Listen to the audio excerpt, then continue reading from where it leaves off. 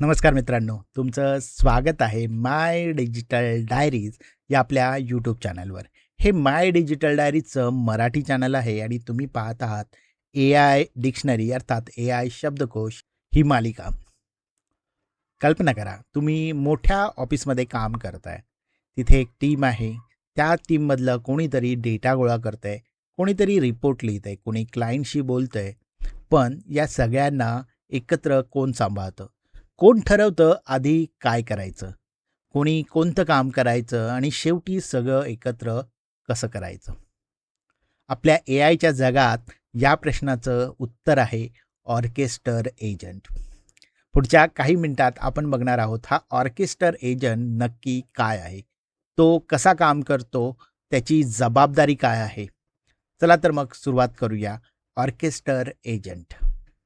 तुम्हाला माहीत आहे का, एकही मोठा प्रोजेक्ट एकट्या माणसाच्या जीवावर कधीच पूर्ण होत नाही आणि तरी तो प्रोजेक्ट वेळेवर व्यवस्थित पूर्ण होतो, कारण त्यामध्ये असते एक व्यक्ती जी सगळं सांभाळत असते. आज आपण अशाच एका अदृश्य मॅनेजरबद्दल बोलणार आहोत, पण ते ए आय जगातला. नमस्कार, माय डिजिटल डायरीजवर आपण आत्ता पाहणार आहोत ऑर्केस्टर एजंट म्हणजे काय. चला सोप्या भाषेत समजून घेऊया. समजा तुमच्या ऑफिसमध्ये एक नवीन प्रोजेक्ट आला आहे. एक वेबसाईट बनवायची आहे आणि यासाठी आपल्याला लागणार आहेत एक डिझायनर जो यू आय बनवेल, एक डेव्हलपर जो कोड लिहील, एक कंटेंट रायटर जो मजकूर लिहील, कंटेंट लिहील आणि एक टेस्टर जो सगळं टेस्ट करेल, तपासेल. आता विचार करा, जर या सगळ्यांना कोणीच सांभाळलं नाही तर काय होईल? डिझायनर आधी काम करेल की डेव्हलपर आधी काम करेल? कंटेंट कधी लिहिलं जाईल? टेस्टिंग कोण आणि कधी करेल? सगळाच गोंधळ, नाही का? मग इथेच येतो प्रोजेक्ट मॅनेजर. एक चांगला प्रोजेक्ट मॅनेजर काय करतो? तो स्वतः डिझाईन करत नाही, स्वतः कोड लिहित नाही, पण तो ठरवतो कोणी काय, कधी आणि कोणत्या क्रमाने करायचं. तो प्रत्येकाचं काम एकत्र जोडतो आणि शेवटी एक पूर्ण व्यवस्थित प्रोजेक्ट तयार करतो. बरोबर हेच काम ऑर्केस्टर एजंट करतो. ए आय जगात जेव्हा एकच काम पूर्ण करण्यासाठी अनेक एजंट, मल्टिपल एजंट्स लागतात, छोटे छोटे स्पेशलाइज ए आय प्रोग्राम लागतात, ते एकत्र काम करतात. एक जण डेटावरती काम करतोय, एक विश्लेषण ॲनालिसिस करतोय, एक फायनल उत्तर तयार करतोय. तेव्हा त्या सगळ्यांना कोण सांभाळतं? कोण ठरवतं कोणत्या एजंटने आधी काम करायचं? हाच असतो ऑर्केस्टर एजंट. तो स्वतः प्रत्यक्ष काम करत नाही, पण तो हू डज व्हॉट वेन ठरवत असतो, अगदी आपल्या प्रोजेक्टच्या प्रोजेक्ट मॅनेजरसारखा. तर लक्षात ठेवा, ऑर्केस्टर एजंट म्हणजे ए आय टीमचा प्रोजेक्ट मॅनेजर, जो वेगवेगळ्या एजंट्सना दिशा देत असतो, त्यांचं काम एकत्र करत असतो. पुढच्या भागात पाहू हा नक्की कसा काम करतो. समजा तुम्ही एका रेस्टॉरंटमध्ये गेलात आणि किचनमध्ये एकही हेडशेफ नसेल तर काय होईल? प्रत्येक कुक स्वतःच्या मनाने, स्वतःच्या चवीप्रमाणे जेवण बनवेल. प्रत्येक गोष्टीची चव ही वेगळी असेल. त्या रेस्टॉरंटचं काही ब्रँडिंग राहणार नाही, बरोबर? ऑर्केस्टर एजंट जर नसेल तर हेच ए आयमध्ये होईल. कसं ते बघूया. नमस्कार, परत तुमचं स्वागत आहे माय डिजिटल डायरीज या आपल्या यूट्यूब चॅनलवर. आणि मागच्या भागात आपण पाहिलं ऑर्केस्टर एजंट म्हणजेच ए आयचा प्रोजेक्ट मॅनेजर. आता बघूया तो प्रत्यक्षात कसा काम करतो. याचं काम साधारण 4 पायऱ्यांमध्ये समजून घेऊया. पहिली पायरी असते काम समजून घेणं. जेव्हा एखादं मोठं काम येतं, जसं की या डेटावरून रिपोर्ट बनवा, तेव्हा ऑर्केस्टर आधी हे समजून घेतो की या कामासाठी नक्की कोणत्या कोणत्या गोष्टी लागतील. दुसरी पायरी येते काम वाटणं. मग तो हे मोठं काम छोट्या छोट्या भागांमध्ये विभागतो. प्रत्येक भाग योग्य त्या स्पेशलाइट एजंटकडे पाठवतो.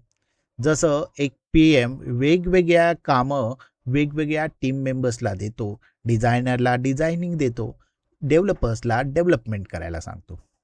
तिसरी पायरी येते क्रम ठरवणं, सिक्वेन्स ठरवणं. काही कामं असतात ती पॅरलली होऊ शकतात, पण काही कामं ही सिक्वेन्सनेच होणे गरजेचं असतं. अशा परिस्थितीमध्ये तो ठरवतो की कोणती कामं पॅरलली करायची, कोणती कामं एकामागून एक करायची, सिक्वेन्शली करायची. काही कामांमध्ये आधीच्या कामाचा रिझल्ट देखील लागतो. ऑर्केस्टर हा कामाचा क्रम ठरवतो, कोणतं काम आधी करायचं आणि नंतर कोणतं करायचं. चौथी पायरी येते निकाल, रिझल्ट एकत्र आणणं. सगळ्या एजंट्सचं काम पूर्ण झाल्यावर ऑर्केस्टर हे सगळे तुकडे एकत्र जोडून एक पूर्ण अर्थपूर्ण उत्तर तयार करतो आणि तेच तुम्हाला शेवटी मिळतं. म्हणजे बघा, तो स्वतः रिपोर्ट लिहित नाही, तो डेटा शोधित नाही, पण संपूर्ण प्रक्रिया सुरळीत चालावी यासाठी तो सतत लक्ष ठेवतो आणि दिशा देतो. जसा रेस्टॉरंटमधला हेड शेफ करत असतो, जो स्वतः प्रत्येक डिश बनवत नाही, पण किचनमधील प्रत्येक हालचालीवर त्याचं नियंत्रण असते. असंच ऑर्केस्टर एजंट करत असतो. पुढच्या भागात बघूया त्याच्या नेमक्या जबाबदाऱ्या काय आहेत. एका चांगल्या मॅनेजरची खरी परीक्षा कधी होते? जेव्हा सगळं व्यवस्थित चालत असतं आणि अचानक काहीतरी चुकतं. तेव्हा तो ती चूक कशी सांभाळतो, त्यातून बरोबर मार्गावर कसा जातो, यावरच खरा मॅनेजर चांगला की नाही हे ठरत असतं. ऑर्केस्टर एजंटच्याही काही अशाच महत्त्वाच्या जबाबदाऱ्या असतात. त्या आपण आत्ता पाहूया. नमस्कार मित्रांनो, आत्तापर्यंत आपण AI डिक्शनरी या आपल्या मालिकेत पाहिलं ऑर्केस्टर एजंट म्हणजे काय, तो कसा काम करतो. आता बघूया त्याच्या नेमक्या जबाबदाऱ्या काय आहेत. पहिली जबाबदारी अर्थात येते ती टास्क प्लॅनिंगची. कुठलं काम कोणत्या क्रमानं करायचं याचं संपूर्ण नियोजन, प्लॅनिंग तोच करतो. दुसरी जबाबदारी येते डेलिगेशन. योग्य काम योग्य त्या एजंटकडे सोपवणं. जसा एक चांगला मॅनेजर योग्य माणसाला योग्य काम देतो. कॉम्प्लेक्स काम हे सिनियर डेव्हलपरला दिलं जाईल, बरोबर ना, आणि जे काही सोपं काम असेल ते ज्युनियर डेव्हलपरला दिले जाईल. सो डेलिगेशन ही खूप महत्त्वाचं आहे. तिसरी जबाबदारी येते कोऑर्डिनेशन. वेगवेगळ्या एजंट एकमेकांशी बोलत राहतात आणि त्यांचं काम एकमेकांशी जुळत राहावं हे पाहणं, कोऑर्डिनेशन करणं हे ऑर्केस्टर एजंटचं काम असतं. चौथी जबाबदारी येते एरर हँडलिंग. समजा एखादा एजंट अडखळला किंवा चुकीचं उत्तर दिलं तर ऑर्केस्टर ते ओळखतो आणि गरज पडल्यास ते काम पुन्हा करून घेतो किंवा त्यासाठी दुसरा काही मार्ग शोधतो. ही सगळ्यात महत्त्वाची जबाबदारी असते ऑर्केस्टर एजंटची. पाचवी जबाबदारी येते फायनल आउटपुट तयार करणं. सगळ्या एजंट्सकडून आलेली माहिती एकत्र करून जो युजर आहे त्याला एक स्पष्ट, अचूक आणि उपयोगी उत्तर देणं हे अंतिम काम, सगळ्यात महत्त्वाचं काम ऑर्केस्टर करत असतो. थोडक्यात ऑर्केस्टर एजंट हा फक्त ट्रॅफिक कंट्रोलर नाही, तो फक्त काम वाटप करत नसतो, तर तो पूर्ण सिस्टीमचा कणा आहे. त्याच्याशिवाय कितीही हुशार एजंट असेल तरी काम विस्कळीत आणि अपूर्णच राहील. म्हणूनच कोणतीही स्मार्ट AI सिस्टीम डिझाईन करताना ऑर्केस्टर एजंट अगदी विचारपूर्वक डिझाईन करणं खूप महत्त्वाचं आहे. तर मित्रांनो, आज आपण बघितलं ऑर्केस्टर एजंट म्हणजे काय, तो कसा काम करतो आणि त्याच्या जबाबदाऱ्या काय आहेत. तो अगदी एका प्रोजेक्ट मॅनेजरसारखा काम करत असतो. तो AI जगात वेगवेगळ्या एजंट्सना एकत्र आणून एक व्यवस्थित आणि अर्थपूर्ण रिझल्ट देत असतो. मला आशा आहे की हा व्हिडिओ बघून तुम्हाला ऑर्केस्टर एजंटचा कॉन्सेप्ट नक्कीच स्पष्ट झाला असेल. मी अगदी नॉन टेक्निकल भाषेमध्ये समजावण्याचा प्रयत्न केला आहे.